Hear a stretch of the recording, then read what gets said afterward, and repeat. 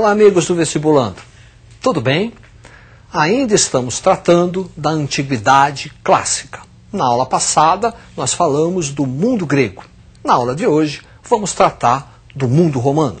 Para começar, preste atenção nestas imagens.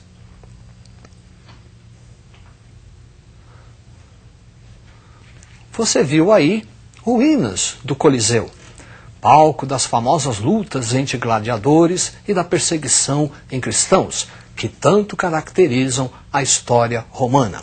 A história romana é dividida em 3 períodos. Monarquia, período que é marcado por lendas, muito bem retratado na Eneida de Virgílio.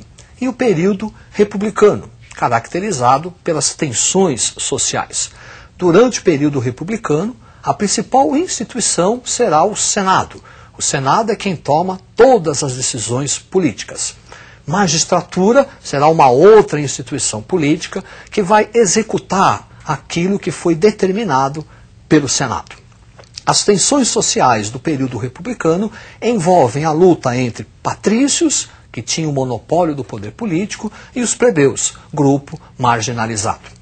Lei das 12 Tábuas, primeiras leis escritas de Roma.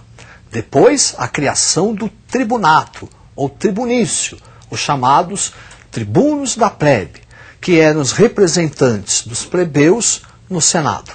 Entre esses tribunos, 3 aqui merecem destaque. Primeiro, o Licínio, que foi responsável pela abolição da escravidão por dívidas.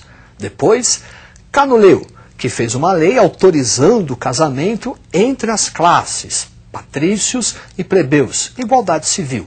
E por fim, Hortêncio, que vai fazer a lei onde as decisões tomadas na Assembleia da Plebe tenham força de lei. É o famoso plebiscito. Para você não esquecer o que foi dito até agora, preste atenção no quadro. Legislação romana, lei das 12 tábuas, primeiras leis escritas, o tribunato, e deste tribunato, 3 nomes importantes. Lei Licínia, abolição da escravidão por dívidas, Lei Canuleia, igualdade civil e permissão de casamento, e Lei Hortência, a criação do famoso plebiscito. Ao mesmo tempo em que ocorrem essas tensões sociais, Roma também realiza a sua expansão territorial. As guerras púnicas marcam o início dessa expansão. Guerras entre Roma e Cartago pelo controle do mar Mediterrâneo. Os cartagineses também eram conhecidos como punos, daí o termo guerras púnicas. No final, Roma vai conquistar toda a Itália, boa parte da Europa Ocidental, norte da África e o mundo helenístico. Para você visualizar o que estamos falando, preste atenção no mapa. Esta parte em destaque refere-se ao ponto máximo de expansão territorial do Império Romano. Perceba que o mar Mediterrâneo está bem no centro desta conquista. Esta expansão territorial vai trazer profundas transformações para a sociedade, política, economia e cultura romana. Por exemplo, o surgimento dos latifúndios, as grandes propriedades. A atividade romana torna-se mercantil.